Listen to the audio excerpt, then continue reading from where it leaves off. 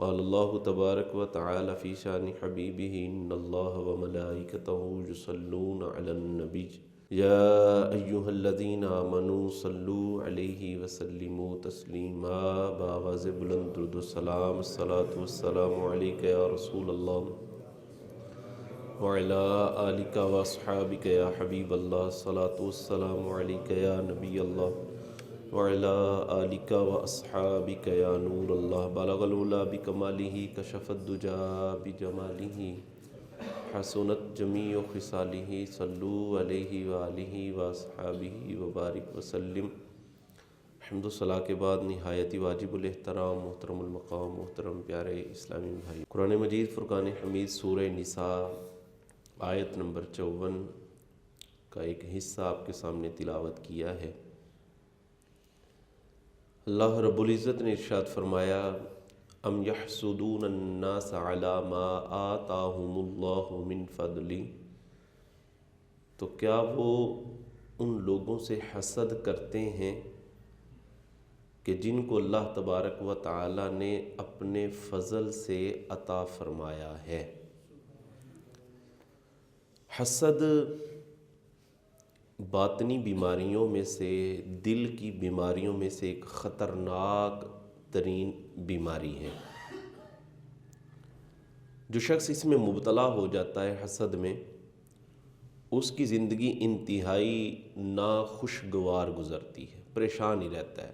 حسدی بندہ ہر وقت سڑتا رہتا ہے، ہر وقت جلتا رہتا ہے، کبھی زندگی میں حسدی بندہ خوش نہیں رہ سکتا جو حسد کرتا ہے کسی سے۔ اور حکما فرمایا کرتے تھے، حکما کا قول ہے کہ 3 چیزیں جس بندے میں پائی جائیں گی اس کی زندگی ناخوشگوار ہی گزرے گی، کبھی اس کو خوشی نہیں نصیب ہوگی۔ فرمایا ان میں پہلی چیز ہے بغض، دوسری چیز ہے حسد، اور تیسری چیز بد اخلاقی ہے۔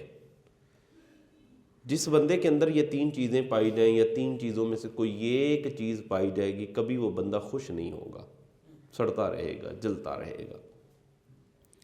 تو حسد ایک باطنی بیماری ہے، اندرونی بیماری ہے، اور حسد کی وجہ سے اور بہت ساری بیماریاں پیدا ہو جاتی ہیں۔ دشمنی ہو جاتی ہے حسد کی وجہ سے، نفرت ہو جاتی ہے حسد کی وجہ سے، ایک بھائی دوسرے بھائی سے حسد کرتے کرتے نفرت کرنے لگ جاتا، اس کا منہ نہیں دیکھنا چاہتا، اس کی طرف جانا نہیں چاہتا، اور دشمنی پیدا ہو جاتی ہے۔ اسی طرح حسد سے بندہ غیبت جیسے گناہ کے اندر مبتلا ہو جاتا ہے، اس کی پیٹھ پیچھے برائیاں بیان کرے گا، اس کی پیٹھ کے پیچھے عیب بیان کرے گا، اور غیبت کبیرہ گناہوں میں سے ایک گناہ ہے۔ حسد کہتے کس کو ہیں؟ حسد کی تعریف کیا ہے؟ حسد کی تعریف یہ ہے کہ کسی صاحب نعمت سے نعمت کے چھن جانے کی تمنا کرنا۔ کسی کے پاس کوئی نعمت ہے، اس کی نعمت کو دیکھ کر یہ تمنا کرنا کہ یہ اس کی نعمت چھن جائے، اور یہ نعمت یا مجھے مل جائے یا اس سے بھی جاتی رہے، اس کو حسد کہا جاتا ہے۔ جیسے ایک شخص کاروبار کرتا ہے تو دوسرے کا کاروبار دیکھ کر تمنا بندہ کرے کہ اس کا کاروبار برباد ہو جائے اور میرا کاروبار چمک جائے، اس کو حسد کہا جاتا ہے۔ اسی طرح اگر کوئی طالب علم ہے تو کلاس کے اندر دوسرا طالب علم اول پوزیشن لیتا ہے، فرسٹ پوزیشن لیتا ہے، تو اس کو دیکھ کر یہ تمنا کرنا کہ یہ نالائق ہو جائے، اس کی پوزیشن ہی کبھی نہ آئے اور میری پوزیشن آتی رہے، اس کو بھی حسد کہا جاتا ہے۔ کسی کے اچھے کپڑے دیکھ کر، کسی کا اچھا گھر دیکھ کر، کسی کا اچھا مکان دیکھ کر، اچھی گاڑی دیکھ کر یہ تمنا کرنا کہ اس کی گاڑی کا ایکسیڈنٹ ہو جائے، اس کا گھر گر جائے، تباہ ہو جائے، اس کو حسد کہا جاتا ہے۔ اور یہ ایک بڑی ہی سخت قسم کی باطنی بیماری ہے۔ حضور جان عالم صلی اللہ علیہ وآلہ وسلم کا فرمان ہے، مسلم شریف کے اندر یہ حدیث موجود ہے، 2563 نمبر حدیث کا نمبر ہے۔ نبی کریم صلی اللہ علیہ وآلہ وسلم نے اپنا کلمہ پڑھنے والوں سے ارشاد فرمایا لا تحاسدوا، فرمایا حسد نہ کرو، ولا تباغضوا، اور بغض نہ رکھو، ولا تجسسوا، اور جسوسی نہ کرو، ولا تحسسوا، اور کسی کی باتیں چھپ چھپ کر سننے کی کوشش نہ کرو، ولا تناجشوا، اور نجش نہ کرو۔ نجش کا مطلب یہ ہوتا ہے کہ دو مسلمان بھائی سودا لینے کے لیے آئے ہوئے ہیں، تو وہ بندہ ایک سودا لے رہا ہے تو ریٹ بڑھانے کے لیے بولی لگانا، خریدنے کے لیے نہیں جی۔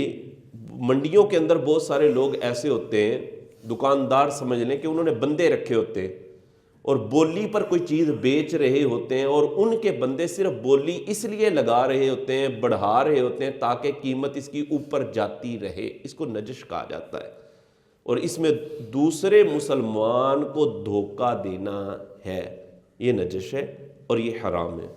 حضور فرماتے ہیں وَلَا تَنَاجَشُوا، نجش نہ کرو، وَكُونُوا عِبَادَ اللَّهِ إِخْوَانًا، اور اللہ کے بندے بنتے ہوئے آپس کے اندر بھائی بھائی بن جاؤ۔ کونوا عباد اللہ، اے اللہ کے بندو بھائی بھائی ہو جاؤ، ایک دوسرے سے پیار کرو، ایک دوسرے سے محبت کرو۔ زندگی کا پتہ کوئی نہیں کہ بندے نے دنیا سے کب چلا جانا ہے، اچھی زندگی بسر کرو، حسد نہ کرو ایک دوسرے کی، جو ہے اس طرح کہ اس کے پاس پیسہ ہے، اس کے پاس دولت ہے، اس کے پاس مال ہے، تو اس کو دیکھ کر حسد، بندہ سڑنے لگ جائے۔ اب بھائی تیرے سڑنے سے کیا فائدہ ہوگا؟ تو اپنا خون خود جلا رہا ہے، تیرے سڑنے سے کوئی فائدہ نہیں۔ جو تیرے مقدر کا ہے وہ تجھے ملے گا، جو اس کے مقدر کا تھا اس کو ملا ہے۔ پھر یہ بھی بات یاد رکھنا، جتنا مال کسی کے پاس ہے، دولت ہے، جائیداد ہے، پراپرٹی ہے، اس کا حساب بھی تو اتنا ہی ہوگا نا، اس نے حساب بھی تو اتنا ہی دینا ہے۔ آپ کے پاس جتنا ہے آپ نے اس کا حساب دینا ہے۔ خام خواہ حسد کر کے سڑ کے اپنا خون نہ جلاؤ، بلکہ جو آپ کے پاس ہے اس پر اللہ کا شکر بھی کرو اور صبر بھی کرو، اور اللہ تبارک و تعالی کا ہر دم ہر حال میں شکر ہی ادا کرتے رہو۔ تو اس حدیث کے اندر نبی کریم صلی اللہ علیہ وآلہ وسلم نے 5 چیزوں کو بیان فرمایا پہلی چیز حسد نہ کرو، دوسری چیز فرمایا بغض نہ کرو، ولا تجسسوا، جسوسی نہ کرو، یہ نہ دیکھو اے جاندہ کتھے وے، کتھوں ہوندا وے۔ ہمارے لوگ بعض اوقات پوری زندگی اسی چیز میں گزار دیتے، جیسے امام مسجد کے، ان کے لیے تو بڑا ہوتا ہے، امام مسجد صاحب اتھے کیوں کھلوتے ہیں، جسوسی ہے بھائی۔ امام مسجد صاحب ادھر جاندے سن پہ جناب جی، وہ ادھر جا رہے تھے، بھائی امام مسجد کو 100 کام ہو سکتے ہیں، وہ بھی انسان ہے۔ امام صاحب راتی پتہ نہیں کدھر جاندے ہیں، وہ جاتے ہیں کسی کام ہی جاتے ہوں گے، اللہ کے بندے تو اپنا کام کر، وہ اپنا کام کر رہے ہیں۔ ہمارے لوگوں کو یہی بڑی پرابلم ہو جاتی ہے، یہ کہاں جا رہا ہے، یہ کہاں سے آ رہا ہے۔ تو فرمایا جسوسی نہ کرو، اپنے کام سے کام رکھو، اپنے کام سے کام رکھو۔ دوسرا جو کر رہا ہے کل کو اس کو خود ہی حساب دینا پڑے گا، آپ کو اپنا حساب دینا ہے۔ آپ سے یہ سوال نہیں ہونا کہ آپ نے جناب فلاں بندے کو چیک کیا تھا کہ نہیں کیا تھا، وہ کدھر جا رہا تھا، کدھر سے آ رہا تھا، کہاں کھڑا تھا، کیوں کھڑا تھا۔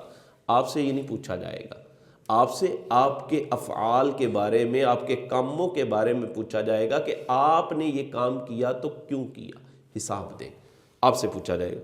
اور فرمایا ولا تحسسوا، حضور نے چوتھی چیز بیان کی، فرمایا کہ چوری چھپے کسی کی باتیں نہ سنا کرو۔ بڑا سخت گناہ ہے، بڑا سخت گناہ ہے، اور عموماً یہ عورتوں میں پیڑی بیماری ہوتی ہے۔ نال کا جو گھر ہوتا ہے نا، گوانڈیوں کا جو گھر ہوتا ہے، تو وہ اگر وہ آپس میں میاں بیوی کوئی باتیں کر رہے ہیں تو انہوں نے ویسے ہی کان لگانے کی جناب کوشش کرنی ہے کہ کرتے کی نے پہ گلاں آج بڑے جناب ہولی ہولی لگے نے، خیر تے ہے، کرتے کی پھر۔ اگر کوئی رات کو مطلب کوئی سامان آگے پیچھے کرنے لگ جائے تو ہمارے لوگ جو ہے وہ ہماری عورتیں کان لگا لیتی ہیں، کروں کی انہیں، رکھوں کی انہیں۔ تو یہ حضور نے ارشاد فرمایا نہ، چوری چھپے کسی کی باتیں نہ سنو، یہ کبیرہ گناہ ہے اور بڑا سخت اس کا عذاب ہوگا کہ اگر کوئی بندہ چوری چھپے کسی کی باتیں سنے گا۔ اسی طرح فرمایا وَلَا تَنَاجَشُوا، نجش نہ کرو، مسلمان بھائی کو دھوکہ نہ دو۔ آئے اسلام کا درس دیکھیں یار، کیسا پیارا درس ہے کہ ایک مسلمان دوسرے مسلمان سے فراڈ نہ کرے، دھوکہ دہی نہ کرے۔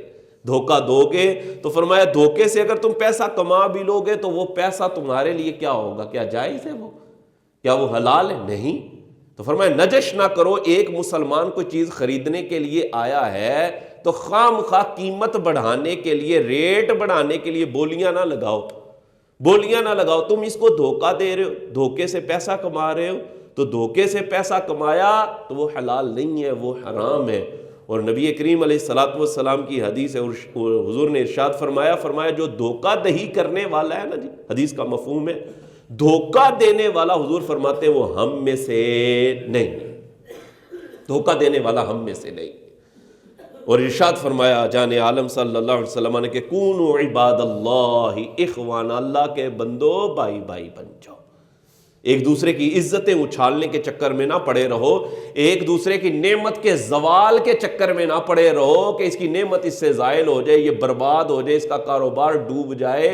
فرمایا یہ حسد ہے اور یہ باطنی بیماری ہے، اور اس کا حسدی کو کوئی فائدہ نہیں ہوتا، اپنا خون ہی وہ ساڑتا ہے۔ اور یہ بات بھی یاد رکھیں، جان عالم صلی اللہ علیہ وسلم کی حدیث تو آپ نے سماعت کی، تو یہ بات یاد رکھیں کہ سب سے پہلے جو حسد کیا تھا نا وہ شیطان نے کیا تھا۔ سب سے پہلے جو حسدی ہوا ہے وہ شیطان ہوا تھا۔ جب حضرت آدم علیہ الصلوۃ والسلام کو سجدہ کرنے کا حکم دیا گیا، اللہ تبارک و تعالی نے فرشتوں کو فرمایا کہ آدم علیہ السلام کو سجدہ کرو، اللہ کا حکم تھا۔ اب شیطان نے جناب حسد کیا اور کہنے لگا کہ تو یہ کیسے ہو سکتا ہے جی، اب اس کو اس پر بڑا گھمنڈ تھا، میں نے اتنی عبادت کی ہے، میں نے یہ کیا ہے، میں نے وہ کیا ہے، یہ مٹی سے بنائے گئے ہیں، میں آگ سے بنایا گیا ہوں، آگ مٹی سے افضل ہوتی ہے، اعلیٰ ہوتی ہے، تو ہم کیوں سجدہ کریں؟ امام جلال الدین سیوطی شافعی رحمۃ اللہ تعالی علیہ آپ بیان کرتے ہیں کہ رب تعالی کی پہلی نافرمانی جس گناہ کے ذریعے سے کی گئی ہے، فرمایا وہ حسد تھا۔ حسد کی وجہ سے پہلی جو رب تعالیٰ کی نافرمانی ہوئی ہے نا، شیطان نے، ابلیس نے سب سے پہلی جو نافرمانی کی ہے، فرمایا وہ حسد کی وجہ سے کی ہے، کہ اس نے حضرت آدم علیہ الصلوۃ والسلام سے حسد کیا، اور اسی حسد کی وجہ سے رب تعالیٰ نے اس ابلیس کو اپنی بارگاہ سے نکال دیا اور ہمیشہ ہمیشہ کے لیے وہ مردود ٹھہرا، مردود قرار دے دیا گیا۔ اور اب دیکھ لیں صبح و شام اس پر لعنتیں برس رہی ہیں، صبح و شام اس پر لعنتیں برستی ہیں اور ہر کوئی اس کو مردود کہہ رہا ہوتا ہے۔ تو یہ جو پہلی نافرمانی ہوئی ہے یہ حسد کی وجہ سے ہوئی ہے۔ حضرت وہب بن منبہ رضی اللہ تعالی عنہ فرماتے ہیں، آپ ارشاد فرماتے تھے کہ حاسد کی 3 نشانیاں ہیں۔ جو بندہ کسی سے حسد کرتا ہے نا، حسد کرتا ہے، میں نے حسد کی تعریف بھی پہلے بیان کر دی کہ کسی مسلمان سے زوال نعمت کی تمنا کرنا کہ اس سے نعمت زائل ہو جائے، یہ اس کا کاروبار برباد ہو جائے، اس کی صحت خراب ہو جائے، اس کے پاس سے پیسہ چلا جائے، اس طرح کی تمنا کرنا، اس کو حسد کہا جاتا ہے۔ حضرت وہب بن منبہ رضی اللہ تعالی عنہ فرماتے ہیں کہ حاسد کی 3 نشانیاں ہیں۔ پہلی نشانی کیا ہے؟ فرمایا محسود کی موجودگی میں اس کی چاپلوسی کرے گا، یعنی جس سے یہ حسد کر رہا ہے نا، جس سے یہ حسد کر رہا ہے، یہ حاسد ہے، حسد کرنے والا، اور جس سے یہ حسد کر رہا ہے وہ محسود ہے، اسے حسد کیا جا رہا ہے۔ فرمایا حاسد کی پہلی نشانی یہ ہے کہ جب وہ شخص جس سے یہ حسد کرتا ہے اس کی موجودگی میں اس کی جھوٹی تعریفیں کرے گا، اس کی چاپلوسی کرے گا، اس کی موجودگی میں تو ایسے کہتا ہے واہ واہ واہ کیا بات ہے جناب، تہاڈی شان کی ہے چودھری صاحب، فلاں صاحب، یہ وہ، کیا بات ہے جناب، اس کی چاپلوسی کرے گا، اس کی جھوٹی تعریفیں بیان کرے گا۔ اور فرمایا جب وہ موجود نہ ہوگا، جب وہ چلا جائے گا تو اس کی غیر موجودگی میں اس کی پیٹھ کے پیچھے اس کی غیبت کرے گا۔ جب وہ اٹھ کے چلا جائے گا تو پھر جناب غیبتیں شروع ہو جائیں گے، کہتے ہیں وہ کوئی بندہ ہے والا، انہوں نہ کوئی عقل نہ کوئی موت، بس پیسہ ہی آ گیا سو اور گل بات کوئی نہیں ہے، انہوں پتہ کسے گل دا نہیں ہے، پیسہ ہی آیا سو اور کچھ نہیں سوائی، عقل کوئی نہیں سوائی، شعور کوئی نہیں سوایا۔ تو اس طرح جب وہ اٹھ کے چلا گیا تو اب جناب اس کی غیبتیں شروع ہو گئی۔ اب وہ غیبت یہ بھی کبیرہ گناہ ہے، کسی مسلمان کی پیٹھ کے پیچھے اس کی برائی کو بیان کرنا، یہ غیبت ہے۔ بعض لوگ ہمارے غیبت کر بھی رہے ہوتے ہیں، پھر کہتے ہیں غیبت ہو جانی ہے، چلو میں کاری چھڑا کہتے ہیں او پھر غیبت ہی ہو جانی ہے، لو چلو پھر بھائی جب غیبت تجھے ہی پتا ہے وہ غیبت ہو جانی ہے تو نہ کر بھائی، نہ کر نا بھائی، غیبت کہہ کے بھی بندے غیبت کر جاتے، اور پھر یہ بھی کہتے ہیں میں کیڑا کوئی جھوٹی گل پیا کرنا، بھائی سچی پیا کرنا وا، سچی پیا کرنا وا۔ تو بھائی جو سچی بات ہے اس کی پیٹھ کے پیچھے جو کر رہا ہے یہی تو غیبت ہے، اور اگر وہ ہو جھوٹی یعنی اس بندے میں وہ بات نہ پائی جا رہی ہو تو پھر تو یہ بہتان ہے، یہ تو غیبت سے بھی بڑا گناہ ہے۔ غیبت کی تعریف یہ ہے کہ کسی مسلمان کی پیٹھ کے پیچھے وہ برائی بیان کرنا جو اس میں پائی جاتی ہے، جو اس میں پائی جاتی ہے وہ برائی اس کی پیٹھ کے پیچھے بیان کرنا کہ اگر اس کے سامنے کی جاتی تو اس کو برا لگتا، اس کو غیبت کہا جاتا ہے۔ اور اگر ایسی بات جو اس میں نہیں پائی جا رہی اور آپ اس کی پیٹھ کے پیچھے کر رہے ہیں، اس کو بہتان کہتے ہیں، اور یہ غیبت سے بھی بڑا گناہ ہے۔ اور بعد وہی بات ہے کہ بندے کہتے ہیں نہیں میں کار سچی رہا ہاں، تے بھائی تائیں تو یہ غیبت ہے، تبھی تو یہ غیبت ہے، سچی کر رہے ہو تبھی تو غیبت ہے، اگر جھوٹی ہوتی تو پھر یہ بہتان ہو جاتا۔ اور قرآن میں رب تعالیٰ ارشاد فرماتا ہے اے ایمان والو ایک دوسرے پر بہتان نہ باندھو، ایک دوسرے پر بہتان بازی نہ کرو۔ پہلے میں یہ حدیث بیان کر چکا جو حضور نے ارشاد فرمایا او اللہ کے بندو بھائی بھائی ہو جاؤ، بھائی بھائی ہو جو۔ غیبت کرنے والا شخص جو ہے وہ اپنی نیکیاں ختم کر رہا ہوتا ہے، اور جس کی غیبت کی جا رہی ہوتی ہے اس کے پلڑے میں وہ نیکیاں ڈال رہا ہوتا ہے، نیکیاں اس کے پلڑے میں جا رہی ہوتی ہیں۔ بہرحال حضرت وہب بن منبہ رضی اللہ تعالیٰ عنہ فرماتے ہیں کہ حاسد کی، حسد کرنے والے کی 3 نشانیاں ہیں۔ جس سے وہ حسد کر رہا ہے اس کے منہ کے سامنے اس کی جھوٹی تعریفیں کرے گا، جب وہ چلا جائے گا تو اس کی پیٹھ کے پیچھے اس کی غیبتیں کرے گا، اور پھر جب محسود کو کوئی مصیبت پہنچے گی، جس سے یہ حسد کرتا ہے نا، اس کو اگر کوئی مصیبت پہنچے، کوئی تکلیف، کوئی پریشانی آ جائے تو یہ خوش ہوگا۔ فرمایا یہ سمجھ لو کہ یہ بندہ حسد کرنے والا ہے۔ یہ حاسد کی نشانیاں ہیں۔ اللہ اکبر۔ آج کل عام طور پہ یہ چیز پائی جاتی ہے، ہمارے مذہبی طبقے میں بھی اس طرح کے بڑے لوگ ہیں، بھئی کسی عالم دین کی اچھی خاصی شہرت ہو گئی ہے تو اس سے حسد کرنے لگ جائیں گے۔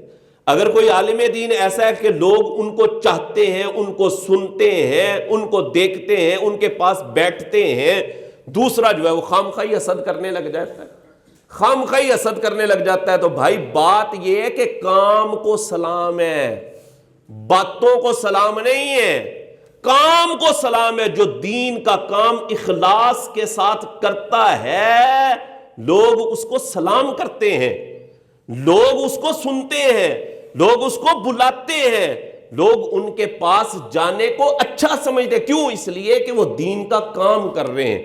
آج اگر لوگ الیاس قادری کو سلام پیش کرتے ہیں نا، اور لاکھوں کروڑوں دلوں کی دھڑکن مولانا الیاس قادری ہیں، اس کی وجہ یہ کہ انہوں نے دین کا اخلاص کے ساتھ کام کیا ہے، اخلاص کے ساتھ انہوں نے دین کا کام کیا ہے۔ انہوں نے یہ نہیں کہ اپنی کوئی پراپرٹیاں بنائی ہیں، انہوں نے جائیدادیں بنائی ہیں، انہوں نے کوٹھیاں اور بنگلے بنائے، نہ نہ نہ۔ اس بندے نے خدا کی قسم ہزاروں مدارس، ہزاروں جامعات بنوائے ہیں۔ آج ہر شہر کے اندر، چھوٹے چھوٹے گاؤں کے اندر دینی ادارے قائم ہیں، مدارس قائم ہیں، جامعات قائم ہیں۔ نہ صرف پاکستان میں بلکہ دنیا بھر کے اندر دعوت اسلامی نے مولانا الیاس قادری صاحب کی کاوشوں سے، محنتوں سے آج دنیا بھر کے اندر جامعات بنے ہوئے ہیں۔ دین کا کام ہو رہا ہے، مدارس بنے ہوئے ہیں، بچے قرآن کے حافظ بن رہے ہیں، بچے دین کے عالم بن رہے ہیں۔ مولانا الیاس قادری صاحب نے کام کیا ہے، آپ کیوں حسد کر رہے ہو؟ آپ کیوں جل رہے ہو؟ آپ بھی کام کرو، لوگ آپ کو بھی سلام کریں گے، لوگ آپ کے بعد آپ کا بھی نام لیں گے، لوگ آپ کے پاس بھی آ کر بیٹھیں گے۔ جو بندہ دین کا کام کرتا ہے اخلاص کے ساتھ، اس کو سلام ہے، اس کو سلوٹ ہے۔ اور جو جناب ایویں سڑ رہا ہے، ایویں سڑ رہا ہے، اور ایک وہ بندہ وہ خام کا ہی سڑ رہا تھا جناب، بد دعائیں کر رہا ہے سوشل میڈیا پر آ کر نا، بد دعائیں مانگ رہا ہے۔ میں کہا پترا کاواں دیاں بد دعاواں نال ٹگے نہیں کدی مرے، تو پتہ نہیں کن چکروں میں پھر رہا ہے، کن چکروں میں پھر رہا ہے۔ وہ اللہ کے بندے تو بھی کام کر، دین کا حسد نہ کر۔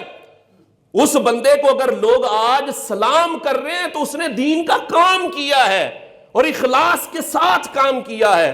انہوں نے ریسرچ سینٹر قائم کیے ہیں المدینۃ العلمیہ کے نام سے، جہاں پر سینکڑوں علماء بیٹھ کر دینی کتب پر کام کر رہے ہیں، دینی کتب تحریر کی جا رہی ہیں، عربی کتابوں کا اردو کے اندر ترجمہ ہو رہا ہے، صرف اردو میں ہی نہیں بہت ساری زبانوں کے اندر ترجمہ کیا جا رہا ہے۔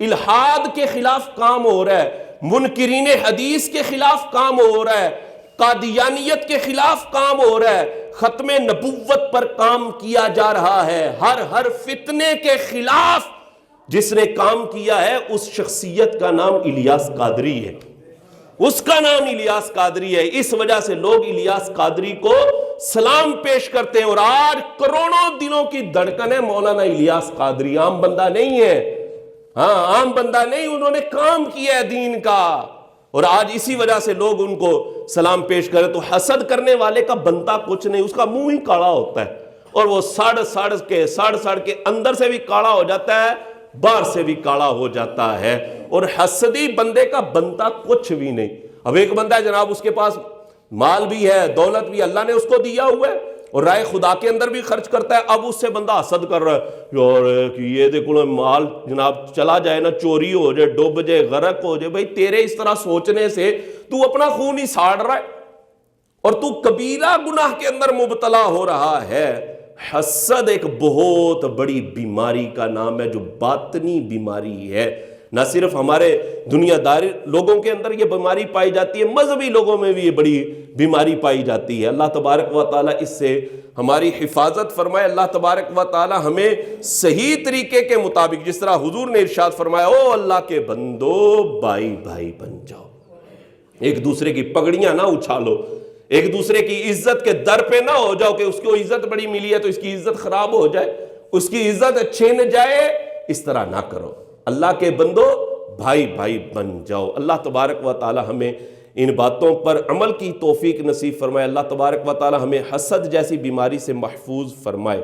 کچھ مسئلے آپ کے سامنے بیان کرنے، اس کے علاوہ آج کل سردی ہے تو سردی میں عموماً مساجد کے اندر ہیٹر وغیرہ چل رہے ہوتے ہیں۔ ہیٹر چل رہا ہو تو ہیٹر کے سامنے کھڑے ہو کر نماز پڑھنا کیسا ہے؟ اگر ہیٹر چل رہا ہے تو ہیٹر کے سامنے کھڑے ہو کر نماز پڑھنا جائز ہے، اس میں کوئی حرج نہیں ہے۔ اس میں وہ جو آتش پرست لوگ ہیں ان کے ساتھ کوئی مشابہت نہیں ہوتی، کیونکہ وہ جو چل رہا ہوتا ہے نا، اگر بجلی پہ چل رہا ہے تو وہ آگ نہیں ہے، بظاہر وہ آگ نہیں ہے، اور اس طرح یا گیس پہ چل رہا ہے تو وہ بھی وہ اس طرح کی آگ نہیں ہے جو آتش پرست جلا کر اس کی پوجا پاٹ کرتے ہیں، اس طرح کی نہیں ہے۔ تو ہیٹر کے سامنے کھڑے ہو کر نماز پڑھنا جائز ہے، اور کوشش یہی ہونی چاہیے کہ مساجد کے اندر اگر ہیٹر ہیں تو بجلی والے ہونے چاہیے، دوسرے گیس والے یا وہ سلنڈری والا جو ہوتا ہے نا وہ ہیٹر نہ چلایا جائے، کیونکہ اس سے بو بھی مسجد کے اندر پیدا ہو جاتی ہے۔ اگر گیس کی لیکیج ہو جائے، کہیں سے گیس لیک ہو رہی ہو تو اس کی بو مسجد کے اندر پھیلتی ہے، اور مساجد کو بو سے بچانا، محفوظ رکھنا یہ ضروری ہوتا ہے۔ تو اگر ہیٹر چلانا ہے تو کوشش کی جائے کہ بجلی والا ہیٹر استعمال کیا جائے۔ ایک اور مسئلہ تھا، اور وہ مسئلہ یہ تھا کہ عموماً ہمارے آج کل نوجوان لڑکے بڑے بڑے بال رکھ لیتے ہیں، اور بال رکھنے کے بعد نا بڑے بڑے بال تو پونی ڈال لیتے ہیں یا وہ چٹیا بنا لیتے ہیں، اور کچھ ہمارے نوجوان لڑکے ہیئر بینڈ لگاتے ہیں، ہیئر بینڈ جو لڑکیاں لگاتے ہیں نا وہ لگا لیتے ہیں۔ تو یہ یاد رکھیں کہ اس طرح لڑکوں کا، مردوں کا بڑے بڑے بال رکھنا کہ وہ کندھوں سے نیچے چلے جائیں، پھر ان کی پونیاں بنا لینا، ان کی چٹیاں بنا لینا، ہیئر بینڈ لگا لینا، یہ حرام ہے۔ نبی کریم علیہ الصلوۃ والسلام نے ایسے لوگوں پر لعنت فرمائی ہے۔ بخاری شریف کے اندر حدیث 5885 ہے کہ جس میں نبی کریم صلی اللہ علیہ وآلہ وسلم نے لعنت فرمائی ان مردوں پر جو عورتوں کی مشابہت اختیار کرتے ہیں، اور ان عورتوں پر لعنت فرمائی جو مردوں کی مشابہت کرتی ہیں۔ اگر مرد عورت کی مشابہت اختیار کرے گا جی تو پھر بھی اس پر لعنت ہے، اور اگر عورت مردوں کی مشابہت اختیار کرے، یعنی عورت اگر چھوٹے چھوٹے بال رکھ لے جس طرح مرد رکھتے ہیں، تو یہ اس کے لیے ناجائز اور حرام ہے۔ اور اگر مرد پٹھے کام شروع کر دیں، اللہ نے بھائی مرد بنایا ہے، آپ لڑکے ہیں، ماں باپ نے پتہ نہیں کتنی دعائیں کی تھی کہ یا اللہ پتر عطا کر دے، پتر پیدا ہویا تے زنانی والے کام شروع کر چھڑے سے جی، ماں پیو بچارے دعاواں مانگ مانگ کے یا اللہ پتر دیں، یا اللہ پتر دیں۔ میں ایک بات یہ بھی کہتا ہوں کہ اگر دعا مانگے نا اللہ سے تو نیک اولاد کی دعا مانگنی چاہیے کہ یا اللہ نیک دویں تے نیک دویں۔ اب یہ جناب دعا کر کے ماں باپ نے پتر مانگیا، پتر جناب زنانیاں والی حرکتیں شروع کر دیا، وہ پورنی لگا لیتے ہیں بڑے بڑے بال رکھ کے، ہیئر بینڈ لگا لیتے ہیں جس طرح لڑکیاں لگاتی ہیں، تو یہ ناجائز اور حرام ہے۔ اور ایسے بندے پر نبی کریم صلی اللہ علیہ وآلہ وسلم نے لعنت فرمائی ہے۔ بخاری شریف کے اندر یہ حدیث موجود ہے۔ اللہ تبارک و تعالی ہمیں ان کاموں سے بچنے کی توفیق عطا فرمائے۔ آمین آمین بجاہ النبی الامین صلی اللہ علیہ وآلہ وسلم، وآخر دعوانا ان الحمدللہ رب العالمین۔